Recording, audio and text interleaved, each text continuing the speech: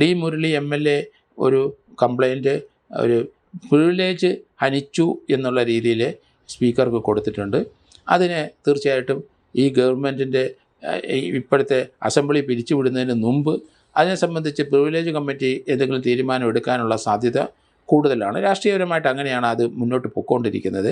അതുകൊണ്ട് പ്രിവിലേജ് കമ്മിറ്റിക്ക് നടപടിയെടുക്കുന്നത് കോടതി ചലഞ്ച് ചെയ്യാൻ കഴിയില്ല. ഭരണഘടന അനുസരിച്ച്, കോൺസ്റ്റിറ്റ്യൂഷൻ അനുസരിച്ച് പ്രിവിലേജ് കമ്മിറ്റി സ്പീക്കറുടെ കീഴിലുള്ള പ്രിവിലേജ് കമ്മിറ്റി എടുക്കുന്ന തീരുമാനം ഒന്നും.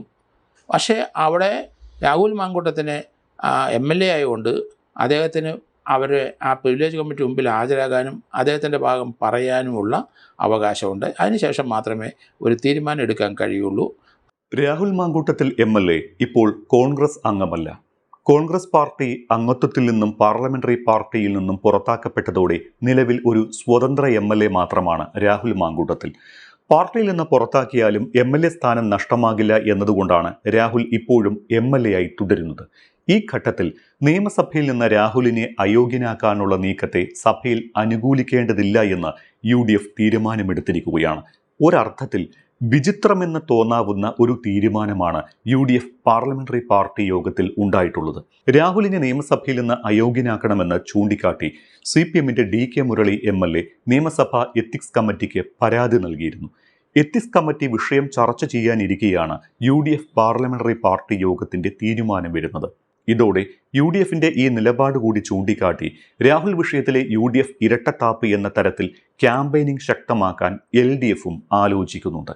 രാഹുൽ മാങ്കൂട്ടത്തിൽ നിലവിൽ കുറ്റാരോപിതൻ മാത്രമാണ്. അങ്ങനെ ഒരാളെ കോടതി വിധി വരുന്നതിന് മുൻപ് അയോഗ്യനാക്കുന്നത് തെറ്റായ കീഴ്വഴക്കം സൃഷ്ടിക്കുമെന്ന് UDF കണക്കുകൂട്ടുന്നു. UDF പാർലമെന്ററി പാർട്ടി യോഗത്തിൽ കോൺഗ്രസ് സ്വീകരിച്ച നിലപാടും ഇതാണ്. സമാനമായ നിലപാടാണ് ഘടകകക്ഷികൾക്കുമുള്ളത്. രാഹുൽ വിഷയം ഉന്നയിച്ച് DK മുരളി MLA സ്പീക്കർക്ക് നൽകിയ കത്തിൽ രാഹുലിനെ അയോഗ്യനാക്കണമെന്ന് ആവശ്യപ്പെട്ടിട്ടില്ല എന്നാണ് എത്തിക്സ് കമ്മിറ്റിയിലെ പ്രതിപക്ഷ അംഗങ്ങൾ ചൂണ്ടിക്കാട്ടുന്നത്.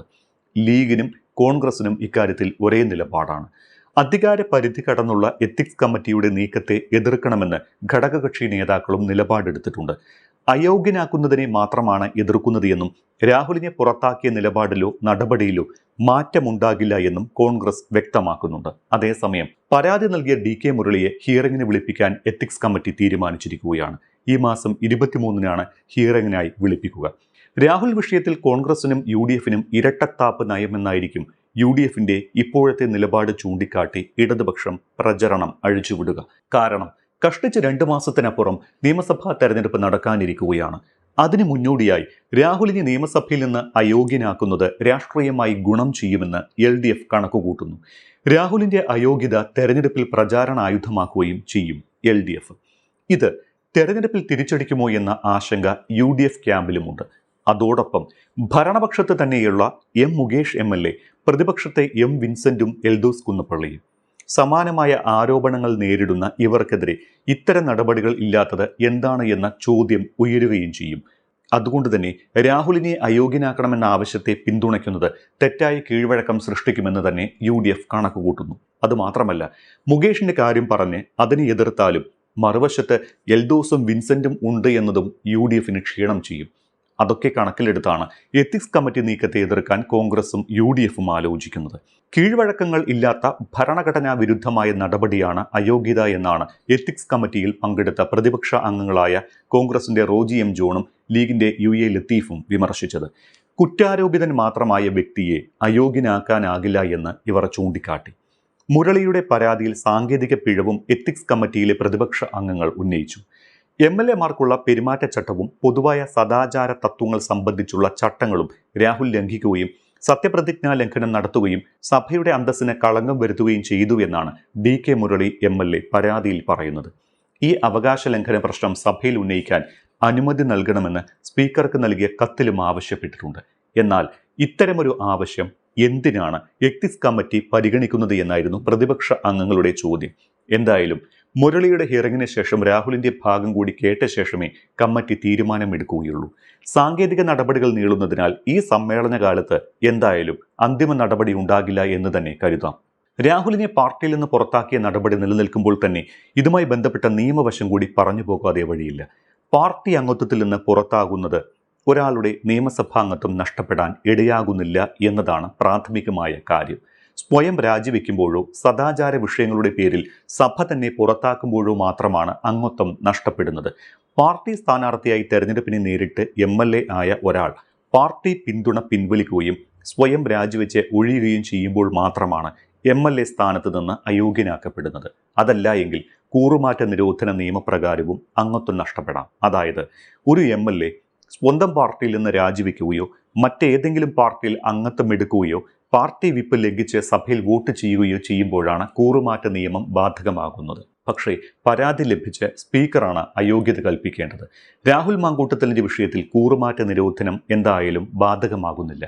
രാഹുലിനെ പാർട്ടി പുറത്താക്കുകയാണ് ചെയ്തത്. അപ്പോഴും സഭയിൽ അവശേഷിക്കുന്ന കാലത്ത് കോൺഗ്രസ് വിപ്പ് നൽകിയാൽ അത് പാലിക്കാൻ രാഹുലിന് ബാധ്യതയുണ്ട്. സദാചാര വിഷയങ്ങളിലുള്ള നടപടികളിൽ മാത്രമേ രാഹുലിന്റെ കാര്യത്തിൽ അയോഗ്യത ഒരു വിഷയമായി വരുന്നുള്ളൂ. അംഗങ്ങൾക്കെതിരായ സദാചാര വിഷയങ്ങൾ പരിശോധിക്കുന്ന എത്തിക്സ് കമ്മിറ്റിക്കോ സ്പീക്കർക്കോ പരാതി നൽകാം. ഇതിന്റെ അടിസ്ഥാനത്തിൽ പരാതിക്കാരെയും ആരോപണം നേരിടുന്നവരെയും കേട്ട് എത്തിക്സ് കമ്മിറ്റി തെളിവെടുപ്പ് നടത്തി ശുപാർശ റിപ്പോർട്ട് നൽകും. ഈ റിപ്പോർട്ടിന്റെ അടിസ്ഥാനത്തിൽ താക്കീത് ചെയ്യൽ, സെൻഷർ ചെയ്യൽ, സസ്പെൻഷൻ തുടങ്ങിയ നടപടികൾക്ക് സാധ്യതയുണ്ട്. സഭയുടെ അന്തസ്സ് ഹനിക്കപ്പെടുന്നു എന്ന സാഹചര്യത്തിലാണ് അംഗത്വത്തിൽ നിന്ന് നീക്കം ചെയ്യപ്പെടുക. എത്തിക്സ് കമ്മിറ്റി ശുപാർശ പ്രമേയമായി മുഖ്യമന്ത്രി സഭയിൽ അവതരിപ്പിച്ച് സഭയാണ് പുറത്താക്കൽ തീരുമാനിക്കേണ്ടത്. ഇവിടെയാണ് കഴിഞ്ഞ ദിവസം UDF പാർലമെന്ററി പാർട്ടി യോഗ തീരുമാനം രാഹുലിന് അനുകൂലമാകുന്നത്. തെറ്റായ കീഴ്വഴക്കം സൃഷ്ടിക്കുമെന്നതിനാൽ ഇത്തരമൊരു പ്രമേയം സഭയിലെത്തിയാൽ എതിർക്കാനാണ് UDFന്റെ തീരുമാനം. എത്തിക്സ് കമ്മിറ്റി ശുപാർശയുടെ പേരിൽ ഒരിക്കൽ PC ജോർജിനെ താക്കീത് ചെയ്തതൊഴിച്ചാൽ ഇതുവരെ ആരെയും അംഗത്വത്തിൽ നിന്ന് പുറത്താക്കിയ ചരിത്രമില്ല. PC ജോർജിനെ താക്കീത് ചെയ്തത് ഗൗരിയമ്മയ്ക്കെതിരെ മോശം പരാമർശം നടത്തിയതിനായിരുന്നു. എന്നാൽ രാഹുൽ മാങ്കൂട്ടത്തിനെതിരെയുള്ളത് കൃത്യമായി സഭയുടെ അന്തസ്സ് ഹനിക്കപ്പെടുന്ന തരത്തിലുള്ള ആരോപണമാണ് എന്നാണ് വിലയിരുത്തൽ. ഈ സാഹചര്യത്തിൽ എത്തിക്സ് കമ്മിറ്റി മുമ്പാകെ എത്തിയ പരാതിയിൽ എത്തിക്സ് കമ്മിറ്റി എന്ത് നിലപാടെടുക്കും എന്നാണ് ഇനി അറിയേണ്ടത്. D. മുരളി MLA ഒരു കംപ്ലൈൻറ്റ് ഒരു പ്രിവിലേജ് ഹനിച്ചു എന്നുള്ള രീതിയിൽ സ്പീക്കർക്ക് കൊടുത്തിട്ടുണ്ട്. അതിന് തീർച്ചയായിട്ടും ഈ ഗവൺമെൻറ്റിൻ്റെ ഇപ്പോഴത്തെ അസംബ്ലി പിരിച്ചുവിടുന്നതിന് മുമ്പ് അതിനെ സംബന്ധിച്ച് പ്രിവിലേജ് കമ്മിറ്റി എന്തെങ്കിലും തീരുമാനം എടുക്കാനുള്ള സാധ്യത കൂടുതലാണ്. രാഷ്ട്രീയപരമായിട്ട് അങ്ങനെയാണ് അത് മുന്നോട്ട് പൊയ്ക്കൊണ്ടിരിക്കുന്നത്. അതുകൊണ്ട് പ്രിവിലേജ് കമ്മിറ്റിക്ക് നടപടിയെടുക്കുന്നത് കോടതി ചലഞ്ച് ചെയ്യാൻ കഴിയില്ല. ഭരണഘടന അനുസരിച്ച്, കോൺസ്റ്റിറ്റ്യൂഷൻ അനുസരിച്ച് പ്രിവിലേജ് കമ്മിറ്റി സ്പീക്കറുടെ കീഴിലുള്ള പ്രിവിലേജ് കമ്മിറ്റി എടുക്കുന്ന തീരുമാനം ഒന്നും. പക്ഷേ അവിടെ രാഹുൽ മാങ്കൂട്ടത്തിന് MLA ആയതുകൊണ്ട് അദ്ദേഹത്തിന് ആ പ്രിവിലേജ് കമ്മിറ്റി മുമ്പിൽ ഹാജരാകാനും അദ്ദേഹത്തിൻ്റെ ഭാഗം പറയാനുമുള്ള അവകാശമുണ്ട്. അതിനുശേഷം മാത്രമേ ഒരു തീരുമാനം എടുക്കാൻ കഴിയുള്ളൂ. അതേസമയത്ത് ഇദ്ദേഹമല്ലാതെ 3 പേര് സമാന കുറ്റങ്ങൾ ചെയ്ത് ആരോപിക്കപ്പെട്ട 3 പേരും വേറെ 2 പേരും ഹൈക്കോടതി 2 പേരും കൂടെ അസംബ്ലിയിൽ ഇരിപ്പുണ്ടല്ലോ. അപ്പോൾ അവർക്കെതിരായിട്ട് ഇതുവരെ നടപടിയൊന്നും ഉണ്ടായിട്ടില്ല. അപ്പം പന്തിയിൽ എന്തിനാണ് പക്ഷപാതം കാണിക്കുന്നത്? അതുകൊണ്ട് പ്രിവിലേജ് കമ്മിറ്റിയിൽ പരാതി കൊടുത്തെന്ന് പറഞ്ഞാൽ നടപടി എടുക്കട്ടെ. അങ്ങനെയാണ്. അതോടൊപ്പം അത് രാഹുൽ മാങ്കൂട്ടത്തിനെ പ്രിവിലേജ് കമ്മിറ്റിയുടെ മുമ്പിൽ അദ്ദേഹം പ്രത്യക്ഷപ്പെടുമ്പോൾ മറ്റുള്ളവർക്ക് നടപടിയില്ല, എന്നോട് മാത്രം എന്തിനാണ് ഇങ്ങനെ പന്തിയിൽ പക്ഷപാതം കാണിക്കുന്നത് എന്തിനാണെന്ന് അദ്ദേഹത്തിന് ചോദിക്കേണ്ടി വരും. അപ്പോൾ അതിനുള്ള ഓപ്പർച്യൂണിറ്റി അദ്ദേഹത്തിന് ലഭിക്കും. പ്രിവിലേജ് കമ്മിറ്റി മുമ്പാകെ അവരെ വിളിച്ചു വരുത്തുമ്പം ഇതെല്ലാം അദ്ദേഹത്തിന് പറയേണ്ടി വരും, അദ്ദേഹത്തിൻ്റെ ഭാഗങ്ങൾ കേൾക്കേണ്ടി വരും. അതുകൊണ്ട് അദ്ദേഹത്തിനെ ഡീബാർ ചെയ്യാനായിട്ട് മറ്റുള്ള സമാന സ്വഭാവക്കാരും അസംബ്ലിയിൽ ഇരിക്കുന്നതുകൊണ്ട് അത് നടക്കില്ല എന്ന് തന്നെയാണ് ഞാൻ കരുതുന്നത്. ഈ കാലഘട്ടം, ഈ അസംബ്ലി കാലഘട്ടം കഴിഞ്ഞ് കഴിഞ്ഞാൽ അടുത്ത ഇലക്ഷൻ ഡിക്ലെയർ ചെയ്ത് കഴിഞ്ഞാൽ അതിന് കോൺഗ്രസ് പാർട്ടിയിൽ നിന്ന് അദ്ദേഹത്തിന് സീറ്റ് കൊടുക്കുകയോ ഇല്ലെന്ന് അറിയില്ല. കൊടുത്തില്ലെങ്കിലും ശരി, രാഹുൽ മാങ്കൂട്ടം ഇൻഡിപെൻഡൻ്റായിട്ട് മത്സരിക്കും. പാലക്കാട് തന്നെ മത്സരിച്ചിട്ട് അവിടുത്തെ ജനങ്ങൾ അദ്ദേഹത്തിനെ ഇഷ്ടപ്പെടുന്നുണ്ട്, വളരെയധികം ആൾക്കാർ ഇഷ്ടപ്പെടുന്നുണ്ട്, അദ്ദേഹത്തിനോട് താല്പര്യമുണ്ട്.